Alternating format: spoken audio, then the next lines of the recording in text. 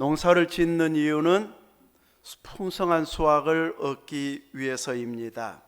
옛날에는 자급자족이 목표일 때가 있었습니다.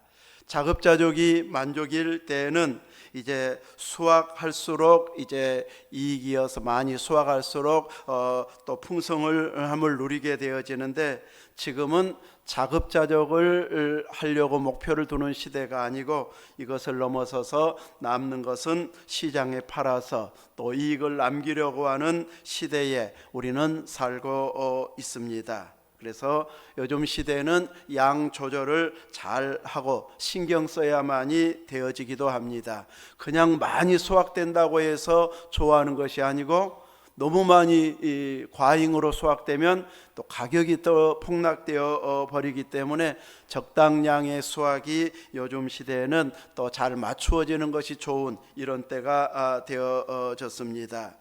우리는 농촌에 살고 있기 때문에 농사를 직접 짓지는 않는다 해도 농촌의 모습을 보면서 살고 있기 때문에 이런 비유의 내용은 익숙하게 이해할 수 있는, 어느 정도는 알 수 있는 이런 모습으로 살아가고 있습니다.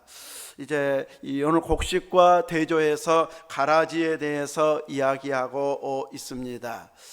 옛날 같은 보리를 많이 심던 시대 같으면 이제 귀리나 또 벼에는 피, 이런 것이 처음에는 비슷하게 늘 농사 짓는 분들은 금방 구분을 할 수 있지만, 이제 잘 모르는 분들은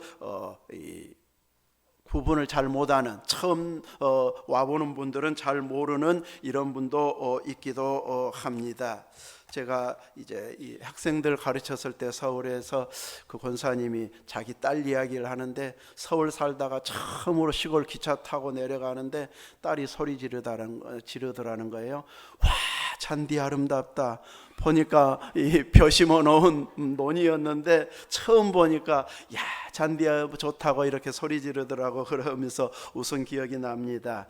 늘 어쩌다 한번 보고 처음으로 보신 분들은 그것이 곡식인지 또 피인지 얼른 구분이 어려울 수도 있는데, 이것을 통해서 예수님은 막 그거 하나하나 일일이 가르쳐 주려고 한 건 아니고, 이제 그것을 통해서 천국은 어떤 모습인지 비유를 통해서 알곡과 가라지를 통해서 말씀해 주어서, 이제 가라지가 아닌 알곡으로 사는 자, 또 알곡을 얼마나 하나님께서 잘 보호해 주시는가를 말씀해 주고 있습니다. 우리가 보듯이 풀, 잡초들은 거름을 안 해주면 크다가 말아버립니까? 풀은 진짜 잘 커요. 거름도 안 해주고 농약도 안 해도 정말 잘 큽니다. 비 오면은, 비가 자주 와버리면 더 무성하게 잘 커버립니다. 이렇게 곡식이 좀 그러면 좋은데, 곡식은 손이 참 많이 갑니다.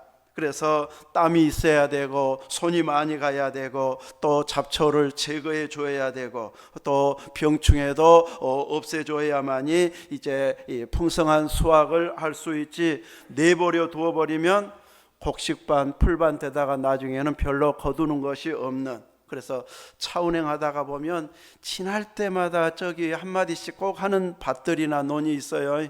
피가 많다든지 또 풀이 많아가지고 곡식을 다 덮어버린다든지, 또 이제 추수해야 되는데 콩이 그대로 있다든지, 그러면 꼭 지나가면서 한마디씩 하니까 시골에 땅 사둔 사람들은 신경 좀 써야 될 거예요. 도시에서 이 설교 들으신 분들은 관리 좀 잘 하시기를 바랍니다. 시골 사람들 입에 오르내립니다. 자, 이렇게 우리들은 곡식을 잘 알고 또 평가까지 하게 되어지는데, 지금은 어떻게 해서든지 잡초를 억제하기 위해서 제초제도 뿌리고 약도 하고 이렇게 하고 비닐도 깐다든지 덮는다든지 다양한 도구들을 사용해서 옛날보다는 더 많은 수확을 하고 있지만, 예수님 당시에도 제초제가 있었을 것 같습니까? 그때는 없을 것 같고, 또 유기농 무농약으로 아마 잘 지었을 것 같기는 한데 수확량은 오늘날에 비해서는 많이 떨어지는 그런 시대였을 것 같습니다.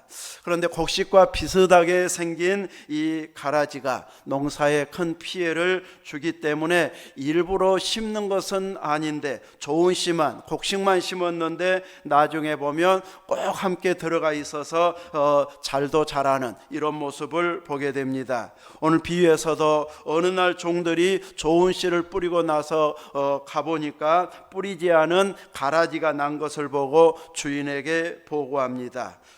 좋은 씨를 뿌렸는데 가라지가 이렇게 나 있습니다 하니까 주인은 원수가 이렇게 하였구나. 밭에 또 작물에 이렇게 원수가 직접적으로 가라지를 뿌리는 건 아닌데 이제 그 다음부터는 지금 예수님이 영적인 이제 은혜를 교훈을 주시기 위해서 비유로 말씀을 하고 있기 때문에 이 부분을 첨가해서 영적인 비유를 주어서 말씀하고 있습니다. 이렇게 원수가 가라지를 뿌림으로 인하여서 곡식이 제대로 자라거나 수확하는 것을 방해하고 있다는 것을 말하면서 비유 속에서 좋은 씨는 천국의 아들들을 가리키고 가라지는 악한 자의 아들들이라고 예수님은 풀어주셨습니다. 가라지를 뿌린 자는 마귀가 뿌리는 것이고 추수 때는 세상 끝이고 추수꾼은 천사들이라고 말씀해 주시고 있습니다. 천국의 아들들인 우리들이 신앙의 방해를 받지 않으면 열매를 훨씬 더 풍성하게 맺을 수 있는데 그 열매를 맺지 못하도록 하기 위해서 또 다른 새끼치는 것을 확산시키는 것을 방해하기 위해서 악한 자가 끊임없이 곳곳에 가라지를 이렇게 심어가지고 곡식들이 잘 자라는 것, 성장하는 것을 막고 있다는 것을 보여주고 있습니다. 논밭에 피나 귀리나 이런 잡초들은 눈에 금방 띄어가지고 이제 빨리 풀을 매야 되겠다 이것이 보여지지만 이 영적인 신앙 세계에 있어서는 보일 듯 보이기도 하고 안 보이기도 하고 미처 모르다가 많이 자라버리는 여러 다양한 상황들이 우리의 신앙을 방해하고 있기 때문에 우리들이 늘 깨어 있어야 할 것을 가르쳐주고 있습니다. 이제 이 잡초에는 또 신앙의 방해자들에게는 막 뿌리라도 달려 있어가지고 나를 유혹하러 오는구나 이걸 금방 알아차리면 좋은데 여러분을 미혹하고 신앙을 떨어뜨리려고 하는 사람들 뿔 달려 있던가요? 뿔이 안 달려 있습니다. 어떤 때는 막 믿는 사람보다 더 친절한 사람도 많고요 인심이 더 좋은 사람도 많아가지고 오히려 막 더 가깝게 지내고 싶은 이런 사람들도 상당수 있습니다. 딱 이리 모양만 갖고 오면은 금방 알아차리는데 꼭 이제 양의 탈을 쓰고서 겉 모양만 바꾸어 가지고 마치 양인 것처럼 행세해 가지고 금방 넘어가 버리는데 그 사람들이 세상적으로는 훨씬 유행에 앞서가 가지고 더 예뻐 보이고 멋져 보이기도 하고 호기심을 자극하는 이런 장점들도 상당히 있어 가지고 가까이 하고 따르고 하다가 보면은 신앙에 손상을 갖는 이런 경우들도 상당히 있게 되어지는 이런 세상에서 우리는 살고 있습니다. 우리는 알곡된 자, 천국의 아들들인 자들답게 이런 방해를 받지 않기 위해서 영적으로 늘 깨어 있어야 되는데 종들이 와서 가라지를 뽑기를 원하십니까?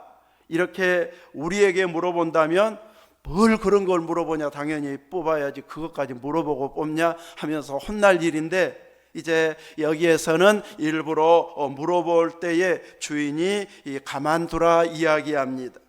뽑아버리면 깔끔하고 곡식도 훨씬 잘 자랄 수 있는 좋은 환경이 만들어질 터인데 왜 가만두라고 하는가?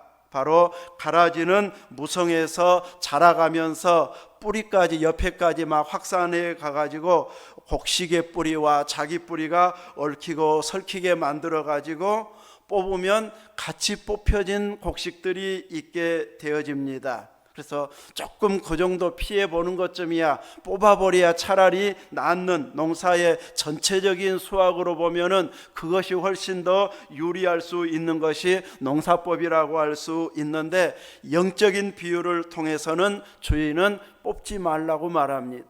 혹시라도 그 뿌리를 가라지를 뽑다가 곡식까지도 좋은 곡식까지도 같이 뽑힐 수 있기 때문에 가만 두었다가 추수 때에 추수꾼에게 명령해서, 곧 천사들에게 명령해서 먼저 가라지를 이제 뽑아 가지고 따로 묶어서, 단으로 묶어서 이제 불에 태우고 좋은 곡식은 하나님의 곳간에 두게 하겠다, 이렇게 말씀하고 있습니다. 잡초가 많다는 것, 가라지가 많으면 분명히 수확에 차질이 있습니다. 차질이 있음에도 불구하고 뽑혀버리면 아예 열매를 맺을 수 없기 때문에 그 하나라도 조금 수확량은 떨어진다 할지라도 뽑히는 것은 막기 위해서 그대로 두라고 하는 것, 이것이 비유 속에 우리를 향한, 알곡을 향한 하나님의 사랑의 모습임을 알게 해주고 있습니다. 좀 제대로 열매도 못 맺을 것 같고 좀 처져 있고 이러면 뽑아버리나 안 뽑아버리나 전체 수확에는 오히려 손해일 것 같아서 뽑아버리는 것이 나을 것 같은데, 하나님은 수확량 주는 것보다는 하나라도 뽑히지 않는 알곡을 그대로 두기를 원하시는 하나님이심을 보여주고 있고, 그 사랑이 바로 우리를 향한 사랑인 것을 알게 해주고 있습니다. 하나님의 사랑이 이렇게 우리를 향하고 있기 때문에 우리는 힘든 상황 속에서 버틸 수 있었고 견딜 수 있었고, 하나님 사랑합니다 고백하면서, 하나님이 하셨습니다 고백하면서 믿음을 지켜낼 수 있었습니다. 하나님이 아주 용사들만, 최고의 군사들만 이렇게 뽑고 뽑아가지고 이 사람들만 내 군사다, 이렇게 하나님께서 구별했다고 하면 어쩌면 우리는 뽑히는데 제외될 수도 있었는데, 최고의 용사들만, 이제 직접 전력감들만 하나님께서 사랑하고 구별하는 것이 아니라 좋은 씨에서 난 모든 알곡들을 향해서 하나님은 단 하나도 그냥 뽑히지 않기를 원하셔서 우리가 믿음을 지켜내고 있다고 하는 사실입니다. 주님의 이런 풍성한 여러분을 향한 사랑이 느껴지고 있습니까? 우리는 느껴져야 됩니다. 나는 아무것도 사랑받는 것이 없는데, 이것은 아직도 눈이 가리워져서 주님의 손길이 보이지 않는 자의 표현이라고 할 수 있습니다. 조금만 눈을 열어서, 귀를 열어서 하나님이 하시는 일들을 보게 되고 듣게 되어지면 우리의 입에서 감사가 나오지 않을 수가 없습니다. 수시로 감사하고 또 감사하고 찬양할 수밖에 없도록 하나님께서는 우리가 생각하고 원하는 것보다 훨씬 더 큰 은혜를 공급해 주시고 있습니다. 하나님께서 보여주시는 그 사랑이 우리 눈에 띄지 않는 것들도 분명히 있습니다. 원수가 우리를 얼마나 방해하고 있는지 우리들은 어쩌다 한 번씩 볼 뿐이고, 더 많은 상황에서 우리를 공격하고 방해하고 힘들게 하는 경우들이 허다합니다.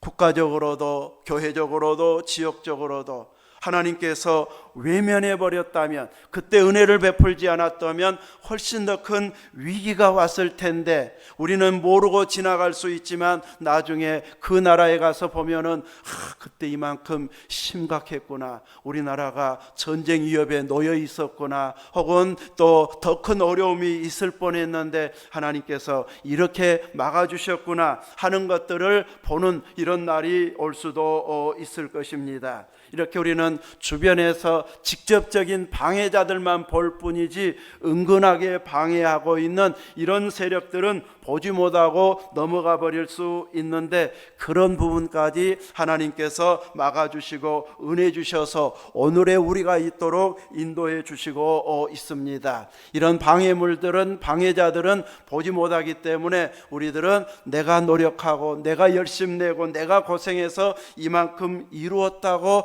자부심을 가질 만한 환경 환경이었다고 생각할 만한 이런 부분들이 참 많은 것도 사실입니다. 그런데 그 노력에 비해서 방해받는 세력들은 훨씬 더 크게 방해하고 있는데 하나님께서 막아주셨기 때문에 오늘의 우리가 있고 우리의 또 익숙한 이런 열매들이 있게 되어졌다는 것을 알고 하나님의 사랑 안에서 우리들은 철저하게 그분의 손길을 이해하고 감사하면서 믿음을 잘 지켜내는 은혜가 있어야 할 것입니다.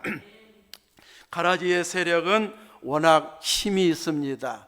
주인이 돌보지 않아도 또 주인이 없는데도 불구하고 곡식을 방해할 만큼 엄청난 세력으로 자라고 방해하고 있습니다.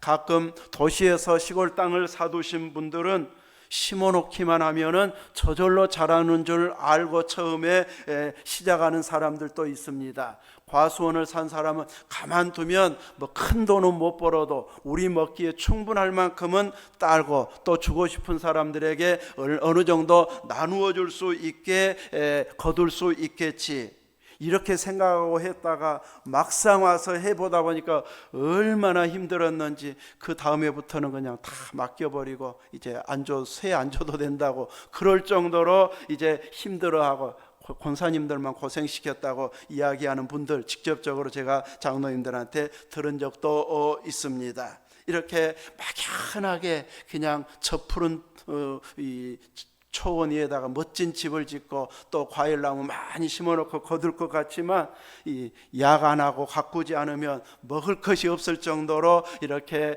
열매까지 맺혀지기가 좀처럼 쉽지 않은 이런 모습처럼 오늘 우리가 있기까지 이 정도의 믿음을 지켜낼 수 있는 것만으로도 우리의 노력인 것 같았는데 하나님의 풍성한 사랑 때문이었고 방해자들의 방해를 알면서도 어느 정도 허용하면서 우리가 뽑히지 않도록 보호해 주심 때문에 이만큼 우리들이 자랄 수 있었다는 것을 알아야 할 것입니다. 이런 고난을 우리들은 함께 겪으면서 알곡으로 자라가는 이 과정을 겪다가 보니까 이제 버티고 이겨내려고 애쓰다가 보면 건강해져 있는 어느 정도의 잡초들은 이제 이겨낼 만한 스스로의 힘이 생겨날 만한 이런 모습으로 우리는 자라가고 있습니다. 때로 고난이 너무 커서 열심히 믿었는데 기도했는데 헌신했는데 왜 이런 고난이 나에게 있습니까 하고 원망이 나오기도 하지만 하나님은 그것까지도 우리가 넘어서기를 원하셔서